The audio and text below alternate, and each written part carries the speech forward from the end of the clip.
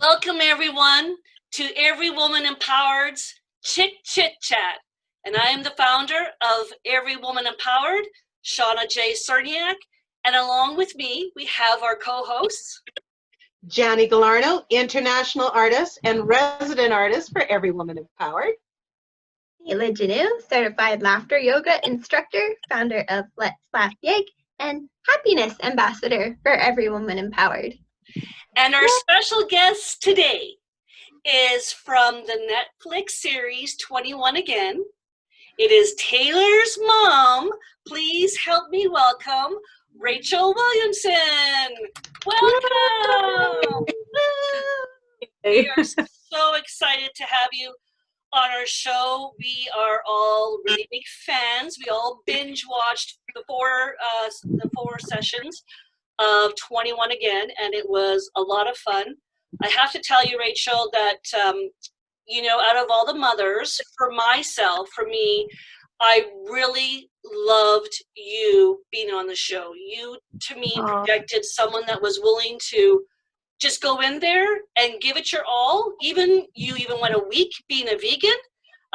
So I got to tell you that, to me, that says a lot. You really put your effort in, and you really put your whole heart into this project, and it just showed. It just radiated. So, great job. How was it being on that show for you?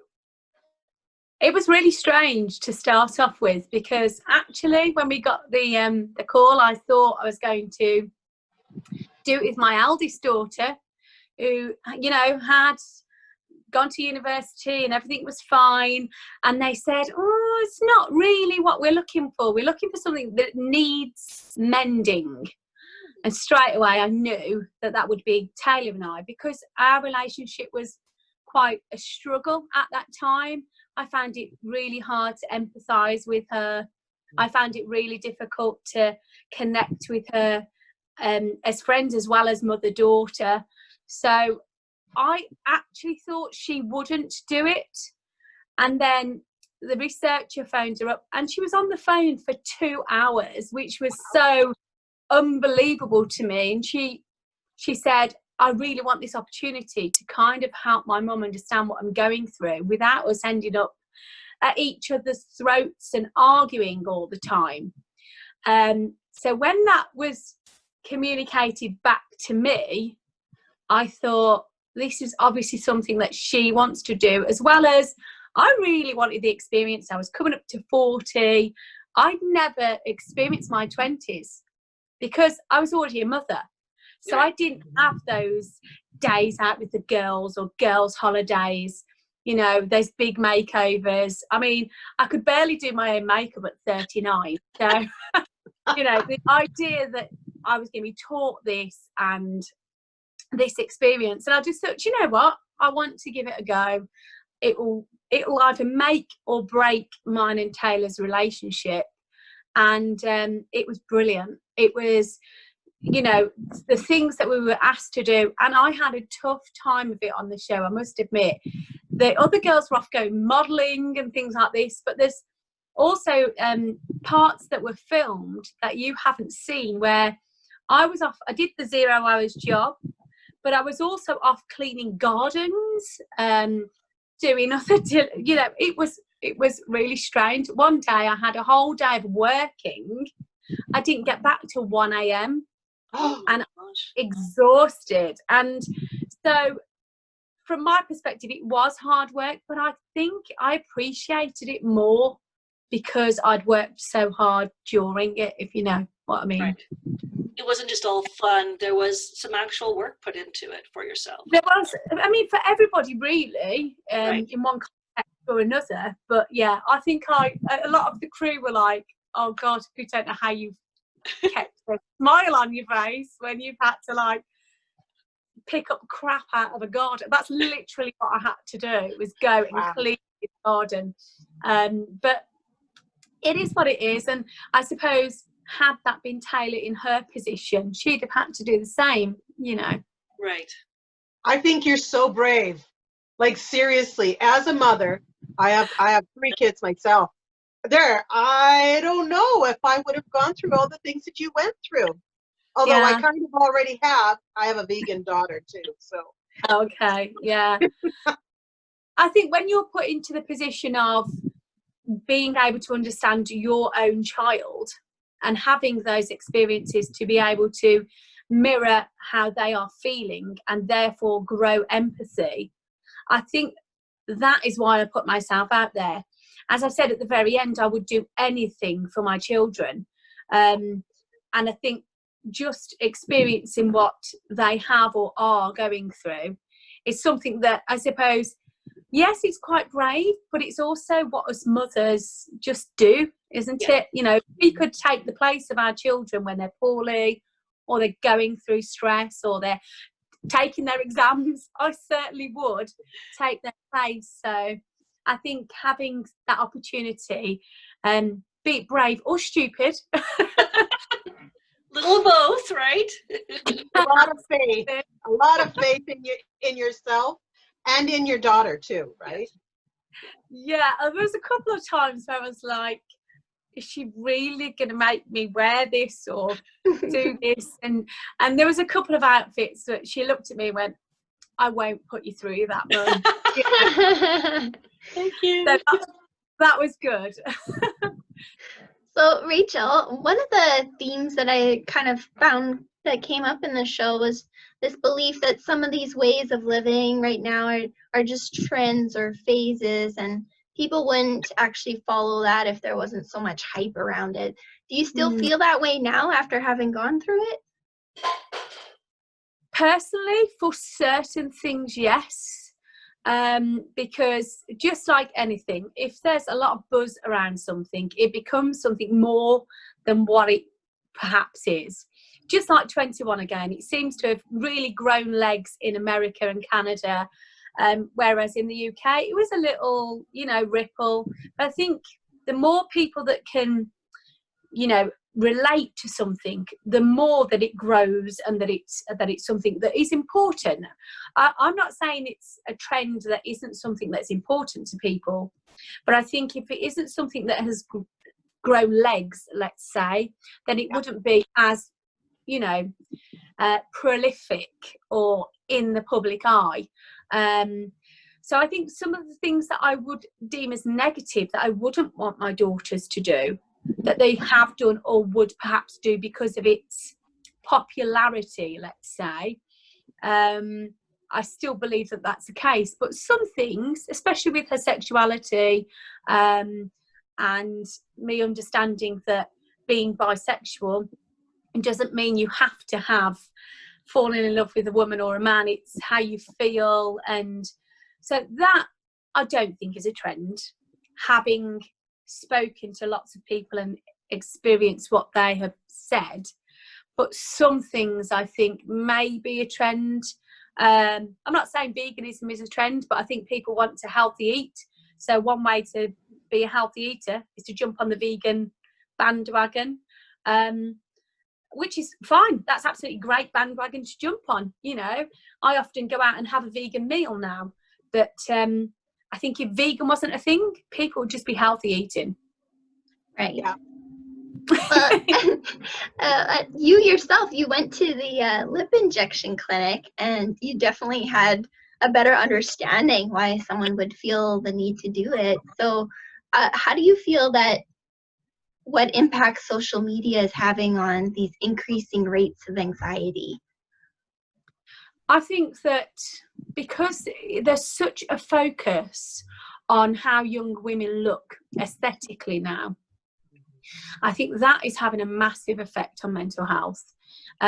People's anxiety it's just their self-worth. And if the projected images around social media, and again, it's a trend, lip fillers, Botox, cheeks, bottoms, it's all to get a certain aesthetic look.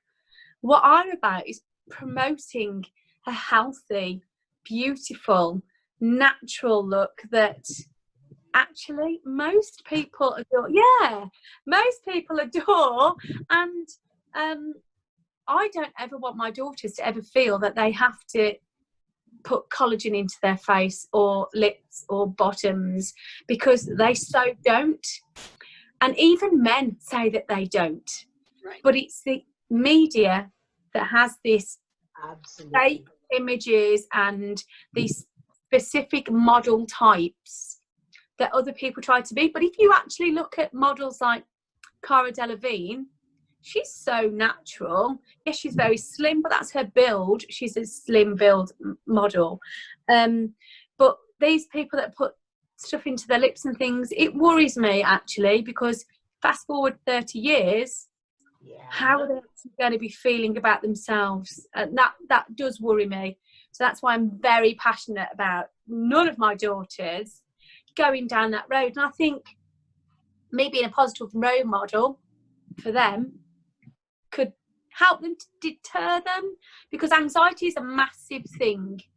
And if you are looking at these images and thinking, I'm not good enough all the time, without positive reinforcement from the women who count, yes, it's that you will follow, and not the positive reinforcement, if you know what I mean.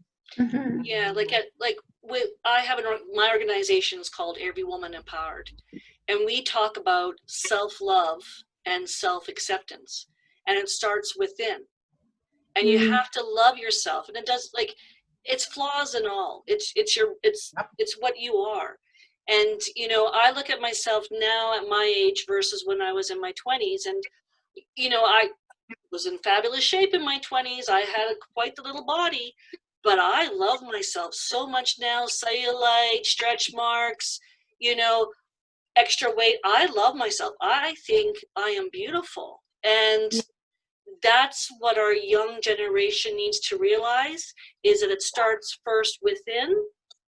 And when you love yourself within, you are a knockout on the outside too. 100%. I mean, I say to my daughters all the time, one thing I always used to do, I still do really, is walk around the house naked. Yep. Because they will look and see, oh, her boobs are different sizes, she's got cellulite on her bottom, she's got stretch marks, she's got saggy belly, but that's my mum and she's a normal woman. Yeah, and she's damn sexy. Yeah, I know absolutely. Yes, for sure. Good for you. Good for you. As are all you ladies, absolutely stunning. And that's what we, you know, women spend so much time comparing and being mean to each other with regards to, oh, well, look what she's wearing, look what I big women up every day. You know, you look amazing, I love that dress, your hair is beautiful. And most women are taken aback. They're like, is she being sarcastic? I had one woman come up to me once and say, are you being sarcastic? And I said, no, you are beautiful. She said, you're the first woman who has ever said that to me, and I'm 30. And that made me really sad, actually, that no other woman had thought, she's stunning and she needs to know it. Right. And it, you know, it takes 30 seconds out of your day. It costs you nothing to be complimentary. Yes, absolutely. Totally agree. 100%. Such a good message. I also, one more question from me, and then I'll let the girls chime in. I noticed the equality symbol that you got isn't your one and only tattoo. No. You want to share us the story of the one on your back? The 3 stars on my back actually symbolise my daughters. I had it when I was about 24, and it started off as just 3 stars. I wanted something to symbolise them. I didn't want it to be on my arms because I was a teacher, and it was just because they are the light of my life, and that is symbolically what they are. So I had those, and about 3 years afterwards, I had colour injected into all 3 of them that kind of represented their auras, and how, you know, when I look at them, or their favourite colours, or the kind of the message that they bring to me through colour. I know that sounds really strange, no, but it's beautiful. You know, when you, like, Taylor is like a purple hue, and she's always been quite vibrant, like little violet, you know, a lavender smell, all those things that go around the colour purple. And Jamie is very chilled and laid back and very green, and you know, she just is as calm as the sea. And Billy is vibrant, in your face. You know, she strives for things. She is rosy red, and that's kind of where I got it from. Beautiful. Just yeah, and that is why I had it. So now look at it and think, oh, it's 3 stars, and maybe it's a bit dated, but it means a lot to me. So it wasn't something I decided I'm just going to get this tattoo. I do have another really embarrassing tattoo. Well, let's hear it. Let's hear it. Give it to us. I have a barcode on my back. Oh, At the very base of my back, I have a barcode. oh. And, I went into a tattoo shop when I was 19. I thought, I've got to have a tattoo. I want to have a tattoo. It can't be that. I'd already had 2 children at this point. It can't be that painful. And I had this whole vision of this beautiful thing on my back. He did 1 line, and I was like, oh, you've got to stop. He said, you've got 1 line. So I was looking around. For another tattoo that he could do. And on the front of this magazine that he had, which was an FHM magazine, and on those, they have the barcode at the top. I said, do that. Do the barcode. And he looked at me and went, are you serious? I said, yes. It was the most painful tattoo, most painful pain I've ever been through. But funny, it's got my date of birth at the bottom. So if ever I don't know, fall overboard, at least I'll be able to recognise me from that tattoo. Have you ever tried to scan yourself, see if you've Yes, I have, actually. If men ever ask me that, I say, oh, it comes up with priceless. But if everybody else asks me, I have actually tried it. In the late 90s, early 2000s, there used to be this game, and you used to have like a handheld console, and you could scan barcodes, and it would come up with some kind of game through an algorithm. Scan mine, it comes up with unknown quantity or something along those lines. It pretty much sums me up. That's funny. Oh, I love it. Oh, that made me giggle. Thank you so much. I have a question for you now. Okay. What was the most fun part about doing a show like this that would surprise us? Like, what kind of caught you off guard a little bit? Do you know, it was being able to have no responsibility, which sounds really strange, but we were kind of the responsibility of the crew and the the production team. And so when they said, oh, you can go to this place, or you can go to this place, I didn't go as Rachel the mum. I literally went as Rachel, this early 20-something, and I so loved just. When we went to the gay bar, Selena and I got bladdered because I just thought, I'm just going to keep going to the bar until they tell me no, because I think I'm 22 or whatever it was. So I'm just going to keep drinking, and we were having chats with people, and it was that kind of anonymity that made it so enjoyable. I think if I'd have been somebody who was a recognisable face doing something like that, you would have had to think, oh, I have this kind of persona that I have to, but I didn't. I could be whatever persona I wanted.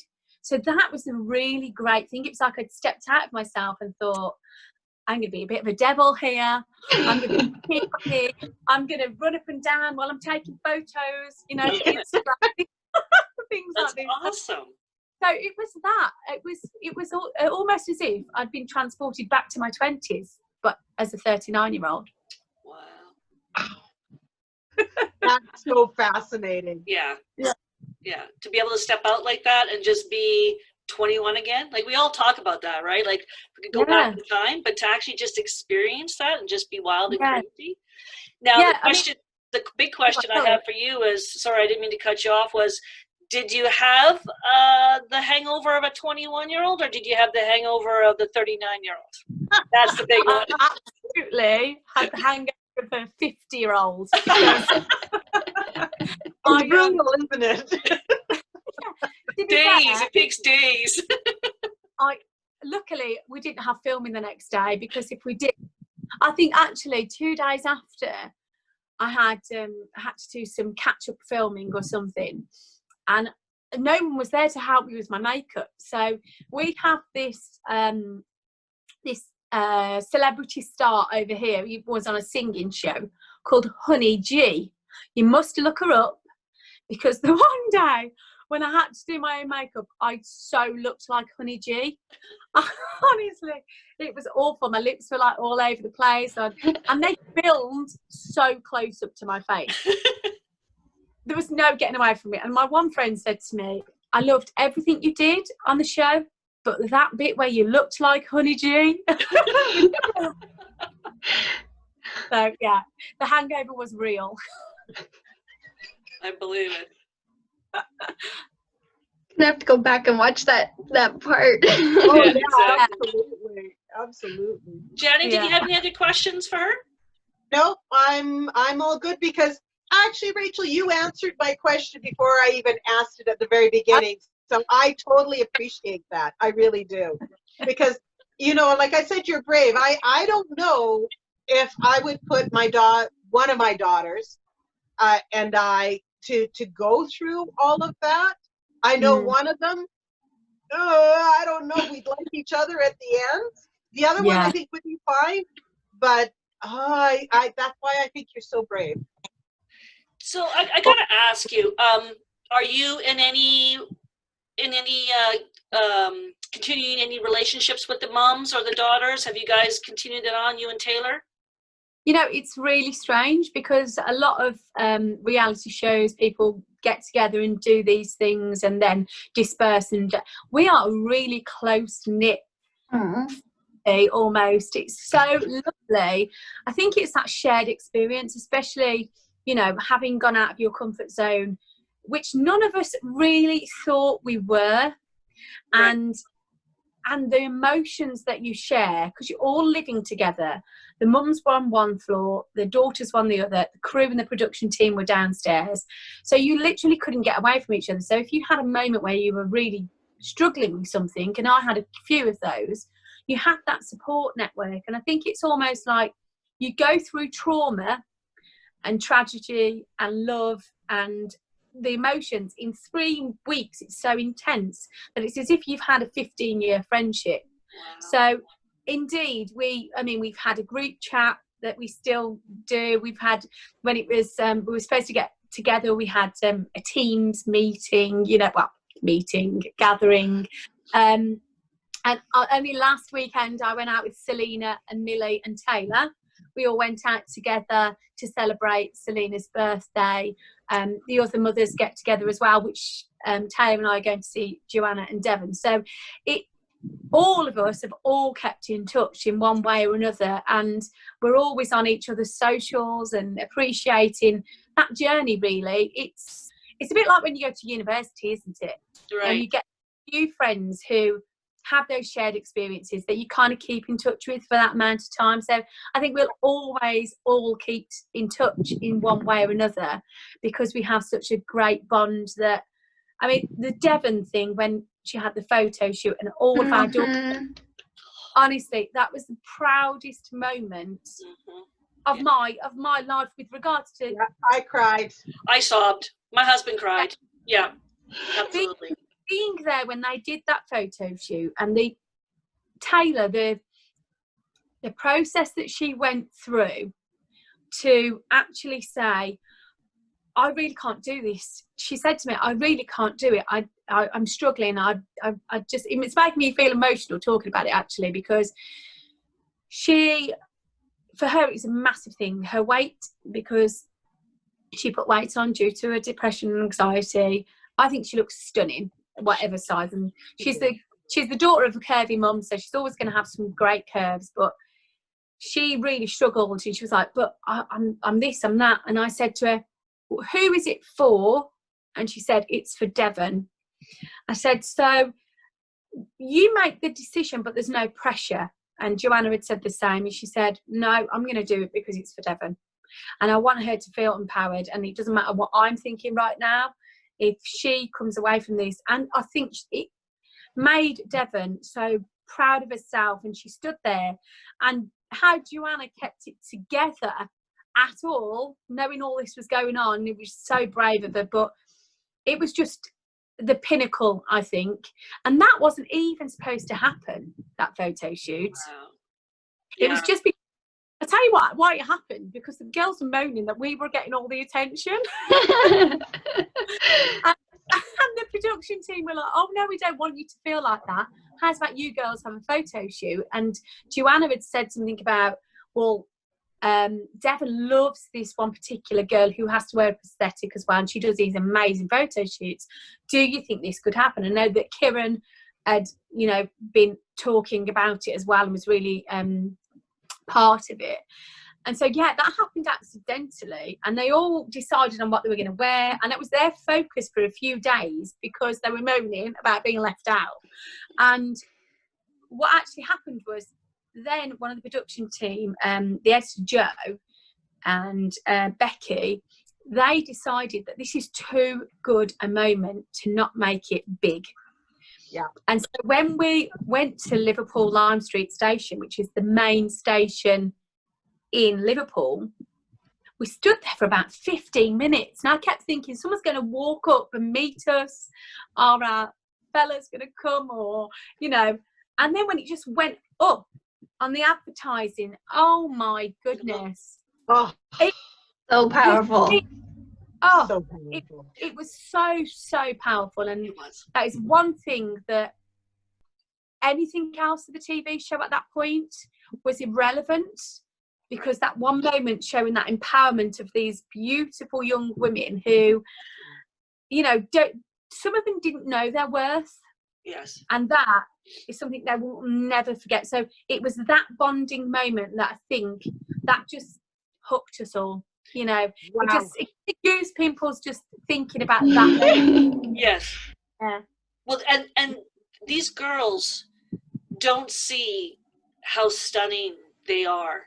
Like, Yeah, they're definitely. all Honestly. beautiful women. I Fabulous. just saw a picture, I think it was of Millie, without all her makeup on, and she just had her beautiful freckles. And I'm like, oh my goodness, you're like absolutely gorgeous. Like, why are you putting this makeup on? Like, because it's hiding your natural beauty. Yeah. And I have to say, I tried today, and I could not do it. I tried to do Taylor's orange eyeshadow makeup that she did. Yeah. I loved that. I was like, because orange is my favorite color. And when she had that on her eyes, I'm like she can pull that off. Like, she's a stunning girl. And the lips on her, like, she's got that natural little pout. Like, she's a knockout. And every time she did her makeup, I was just like, wow, like, she just does such a great job. She's so artistic. Yeah. And people were asking her if she had a makeup artist, and she's just like, no. But one of the things that she used to do when she was feeling anxious and a little bit depressed and didn't want to go out, she would literally sit, watch tutorials, and then do it. And her and both her sisters, I mean, I don't know how they're actually related to me, because I'm so rubbish. They all say to me, Mum, there's no point buying you any makeup. We'll get you concealer, mascara, and some blusher. Because I do this. Yeah, my makeup routine usually is mascara, lip gloss, and I'm out the door. Like, I put so much makeup on for this sort of stuff, but when I'm out, people are like, oh yeah, the moment it's finished, wait. Exactly. Well, like I say, they are so talented at it, and it got a bit of a competition between them. And Taylor's one of her favourite makeup artists is Jeffree Star. He's her idol. So that actual orange eye is something that Jeffree Star did, and she just, you know. So I'll tell her to send you a tutorial. Oh, she rocked it, and it looked dynamic on her. Like, I'm like, look at her, like she could just, and it looked like she just pulled it off, like it was no big deal. And you know, Rachel, just before we leave here, because we're running out of time, we kind of went over our time here, but I just have to please relay this message on to Taylor, that I thank her so much for her vulnerability and discussing about her depression and her anxiety. I have a loved one that suffers from depression and anxiety, and it's a struggle. And when that person was watching the series, could totally identify and say, yes, I can feel what this person is going through. I can see what this person is going through, and I don't want to say that while watching, really identified and was thankful to see that. And I think we need that more. Like you yourself, when you first started, you kind of said, well, you just get over it. And that's kind of like me. I was like, just get over it. Like, you have anxiety, like, just deal with it. Like, you're depressed, get up and just go. But we have to be more empathetic to that, because we're not in their shoes. And it's a real daily process. It's a grueling process. And when you yourself started to say, like, identify and understand and realize how big of a struggle it was for Taylor, it also helped me open my eyes towards my loved one, what a big struggle it is for that person. So I really want to thank you, because that was truly an identifying moment for myself, to be more understanding and more empathetic to it. So thank you. Yeah, she's a brave girl, and I think her openness and her ability to just strip it bare was really, she's going to help a lot of people. Yeah, and she has some brilliant messages. Some people a little bit mean at first, because there's one part at the very, very end where she rolls her eyes back. Harjit and Kieran are talking. She rolls her eyes back, and that's because she doesn't want to cry. Right. And why are you rolling your eyes? And I said to her, do not respond, because they obviously don't understand that you are in this position where you don't want to express your emotion. And at the very end, she just turned around in loads of expletives towards me because I'd made her cry with the tattoo and things like that. But it has strengthened us, because I saw her in all her fragility in front of other people that she hadn't been before. I had seen that side, and I had seen her cocooned within herself, but opening up about it, talking to people. And I must say, the TV show provided her with a psychotherapist who was really good. She could phone and contact, and she felt supported by them, which made it so much easier for her to actually be part of it. And if it wasn't for that, and then really looking after her mental health, because at every step of the way they said, are you sure about this? Do you want to do this? And the one bit where she was very vulnerable, reading out her scores and things, they said, right, before we take this to the editing suite, we want you to know, do you want to keep this in? And she said, absolutely, I want you to keep it in. So, that to me was just unbelievably brave. And within 6 months of being back at home, she got a job, she's opened up to other people, she's like, got a new circle of friends. And I think it's her understanding you can be fragile, and you can be, at one moment happy and at one moment sad, and you don't have to explain yourself for that, because that is your hormones, or that is the way that your brain is, or that is just you on that day. So for her to understand that, and for me to be able to be empathetic towards that, has made our relationship amazing, and has made her shine just like the beautiful girl that she is. That's amazing. Wow. Well, thank you to you and to Taylor and all the rest of the mums and daughters for the awesome Netflix series. We enjoyed it here in Canada, and thank you today for taking the time to do this interview with us. We love you. And before we leave, Rachel, how can people find you? Because I know you're on a few social medias, and where can people find you? So if they go to Instagram, got an Instagram page called RA37, but you have to do RA_RA37, and I'm on Twitter as well. I'm just Rachel on Twitter, Rachel the Reviewer, because my Twitter was all about food. So if you go back through my Twitter, it's all about food, and then gradually a bit of politics in there, and then about 21 again, and now mostly music. But the occasional review about food will slip in there when I've been somewhere good. So yeah. Perfect. Well, thank you so much. Best of luck. Have a Thank you. fabulous summer. I know you're off from school now, so enjoy the summer till you're back teaching again. And thank you so much for being a part of Chit Chat. Take care and goodbye. Bye, Thanks, ladies. Rachel.